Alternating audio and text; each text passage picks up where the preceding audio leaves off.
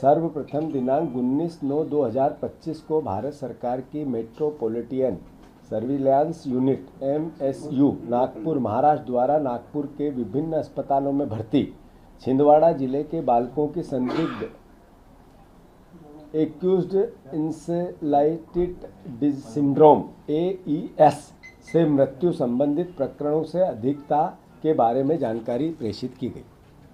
मतलब 19 तारीख पिछले महीने की 9वें महीने की 19 तारीख को नागपुर के जो स्वास्थ्य विभाग ने भारत सरकार को JP नड्डा जी के विभाग को और मध्य प्रदेश शासन को मध्य प्रदेश के स्वास्थ्य विभाग को ये रिपोर्ट दी कि एक अलग तरह की एक संदिग्ध तरह की बीमारी के कारण बच्चों की किडनी फेलियर से उनकी मौत हो रही है। ये 19 तारीख से लेके पहला बच्चा जब एक्सपायर हुआ था वो तारीख थी 3/9 को पहला बच्चा एक्सपायर हुआ था। उसके बाद जब ये रिपोर्ट भारत सरकार को दी 19 तारीख तक लगभग 6 बच्चों की सरकारी रिकॉर्ड के हिसाब से मौत हो गई थी और लगभग 8 बच्चे गैर रिकॉर्ड के आधार पे एक्सपायर हो गए थे।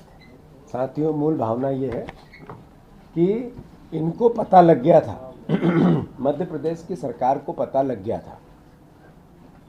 JP नड्डा जी के विभाग, नरेंद्र मोदी जी के सबसे प्रिय मंत्री स्वास्थ्य विभाग के JP नड्डा जी के विभाग को 19 तारीख को पता लग गया था कि बच्चों की मौत किडनी फेलियर से हो रही है। न JP नड्डा जी जागे, न नरेंद्र मोदी जागे, न उनका विभाग जागा, न हमारे मुख्यमंत्री यादव जी जागे, न हमारा स्वास्थ्य मंत्री जागा, न हमारा स्वास्थ्य के PS जागा। छिंदवाड़ा में कितने बच्चों की मौत हुई ये रिकॉर्ड आ रहा है, लगभग 500 बच्चों से ज़्यादा। नागपुर में, इंटीरियर छिंदवाड़ा के गांव में, आसपास सिवनी में 500 बच्चों से ज़्यादा बीमार हुए। उसमें से 150 बच्चों से ज़्यादा की मौत हुई। 150 बच्चों से ज़्यादा की मौत हुई। कांग्रेस पार्टी 10 वर्ष से नीचे कितने बच्चे मरे हैं छिंदवाड़ा में, सिवनी में, बैतूल में, आसपास के और आदिवासी हिस्से में, जहाँ पर इस दवाई का या मध्य प्रदेश के किसी भी हिस्से में इनकी एक SIT बनाकर जांच करवाए। क्यों? क्योंकि हर हॉस्पिटल में कौन मरा है इसके मर की जानकारी देनी पड़ती है थानों को। तो 10 साल से नीचे के बच्चे मरे और किस बीमारी से मरे ये एक जांच का विषय है। ये एक दिन की घटना नहीं है। हमारा आरोप है कि मध्य प्रदेश में ये बच्चों की मौत सबसे ज़्यादा देश में हुई है और उसका लॉजिक सिर्फ ये लापरवाही है, उसका कारण सिर्फ ये लापरवाही है। तो एक SIT बनाकर इसकी जांच मध्य प्रदेश शासन सबसे पहले चालू करे। हमारे PS का जो स्वास्थ्य विभाग का PS है यादव, उसका, सोनू राणा का और आदित्य का, तीनों के फ़ोन रिकॉर्ड पब्लिक डोमेन में आना चाहिए। इसकी जांच होनी चाहिए, CBI जांच होनी चाहिए। ये ऐसे ही हुआ है। ड्रग कंट्रोलर ने अगर जहर बेचने की अनुमति दी तो इसका मतलब है कि ड्रग कंट्रोलर ने बिना पैसे से ये जहर नहीं बिकने दिया। ये दवाइयाँ जो सप्लाई होती है पूरे मध्य प्रदेश में, ये दवाइयों को परमिशन मिलती है ड्रग कंट्रोलर के वहाँ से, ये बिना पैसे और बिना रिश्वत से नहीं मिलती है। वो जहर इनके माध्यम से बच्चों के पेट में गया। और डॉक्टर को गिरफ्तार करना यानी ये बताना कि हत्या हम करवाएंगे और दोषी डॉक्टरों को ठहराएंगे, ये इसके खिलाफ है कांग्रेस पार्टी। डॉक्टरों की कोई गलती नहीं होती है। डॉक्टर लिखता है जो शीशी पे, दवाई पे, उसकी टेबलेट की के स्ट्रिप पे लिखा होता है, उसके आधार पे दवाइयाँ लिखी जाती है। उसके अंदर डॉक्टर के पास जांच करने का कोई प्रोविज़न नहीं है, वो ड्रग कंट्रोलर के पास है। तमिलनाडु से संबंधित कंपनी के व्यक्ति को गिरफ्तार किया, मालिक को, उसको फांसी दो।